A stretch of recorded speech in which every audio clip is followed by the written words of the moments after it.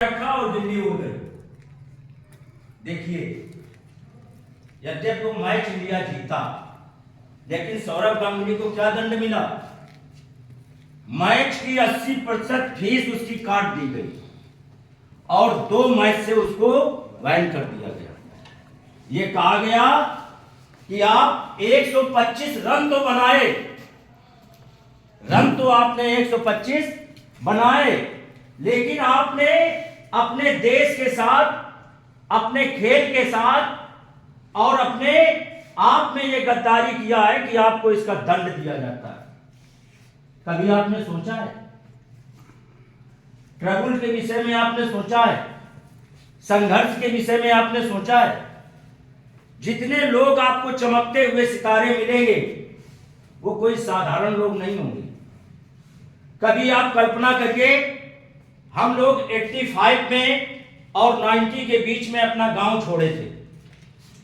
जब गांव छोड़े थे तो इतने काल्पनिक रूप से शहर में आते थे, ट्रकों के पीछे बैठ करके, मौरंग में बैठ करके, खाने पीने का सामान ले करके उसमें बैठ के आते थे और किस तरह से जीवन यहाँ गुजारते थे। कोई रहने वाला नहीं था। अब तो आपकी मौसी भी मिल जाएंगी, बुआ भी मिल जाएंगे, मामा चाचा, कोई ना कोई शहर में ऐसा होगा जो आपको आश्रय देगा। लेकिन 20-25 साल पहले, 30 साल पहले यहाँ ये हाल था कि हम लोग जब गांव से आए हैं यहाँ शहर में, तो संघर्ष के अलावा कुछ था ही नहीं। क्यों सर? संघर्ष के अलावा शहर में कुछ नहीं था। बहुत से ऐसे लोग थे जो पढ़ते तो डीएवी में थे, लेकिन बेचारे रात में कहां रहते थे। अगर आप लोगों को रख दिया जाए तो माँ बाप को घर में नींद नहीं आएगी कि हमारा बेटा इस जाड़े में, इस गर्मी में, इस तूफान में कैसे समय काट रहा है। इसलिए कभी भी कुछ भी सिद्धांत हो, अपने आप से भी डेवलप किए जाते हैं। स्वयं के सिद्धांत होते हैं अपने। जैसे राइट टाइम रहना,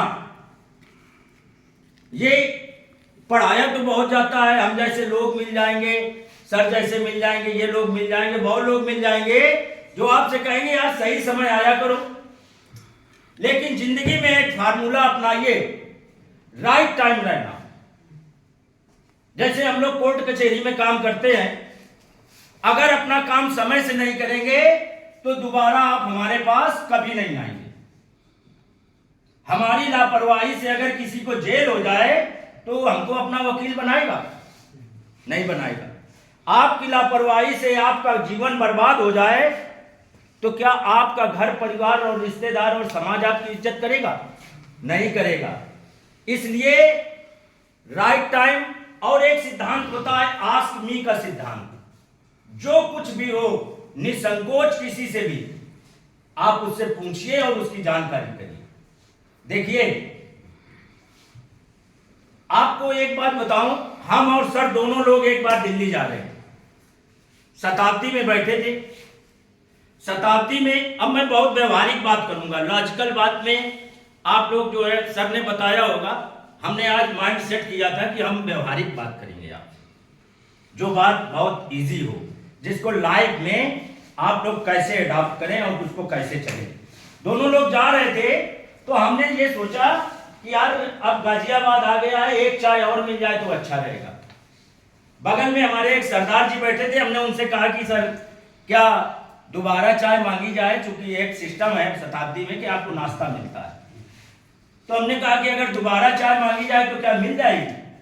तो उसने कहा दोबारा कैसे दे देंगे, एक बार का आपने पैसा दिया। हमने कहा ऐसा नहीं हो सकता। वेटर निकला, हमने कहा क्यों भाई इधर आइए। आया, हमने कहा एक चाय वाले का ऐसा रखिए। देखिए, हमने डिमांड करी, उसने एक्सेप्ट करी, मेरी पूर्ति हुई कि नहीं हुई? ना। अगर ना देता तो मेरा क्या चला जाता।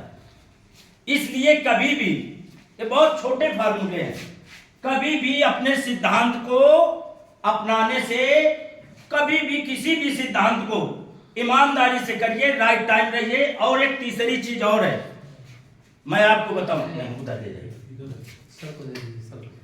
एक चीज मैं और बता रहा हूं, दुनिया में जितनी भी चीज डेवलप करती है, जितना विकास करती है, चाहे आपका माइंड हो, चाहे कोई पौधा हो, चाहे कोई समाज हो, चाहे कोई कुछ भी हो, स्थान परिवर्तन के बाद ही करती है।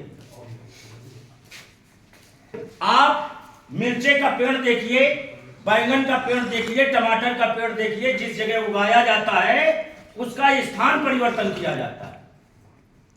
छात्र जो होता है वो निश्चित समय पे अगर अपना स्थान परिवर्तन करेगा तो नो डाउट उसके विकास को कोई रोक नहीं सकता, बशर्ते उसकी दिशा सही होनी चाहिए।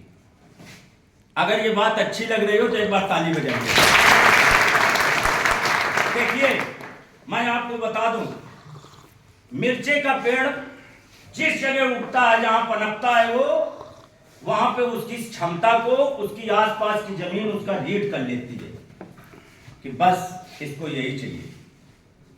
और जिस समय ये उखड़ के दूसरी जगह जाती है तो जमीन उसको भरपूर ताकत देती है कि ये हमारे बीच में आया है, इसका विकास होना चाहिए। इसलिए उसमें बहुत अच्छे पेड़ एकदम तेजी से डेवलप करता है। कोई भी आदमी देखिए जो अपने पिता के घर में रहता है, अपने बुजुर्गों के बनाए हुए घर में रहता है, वो निश्चित रूप से गरीबी झेलता है। जिस किसी ने अपना घर स्वयं का बनाया, जिस किसी ने अपने समाज का स्वयं निर्माण किया, जिस किसी ने अपनी शिक्षा पद्धति को स्वयं अपनाया, जिस किसी ने अपने गुरुजनों का सम्मान का तरीका अपना स्वयं बनाया, उसका रास्ता हमेशा बहुत सुगम होता है।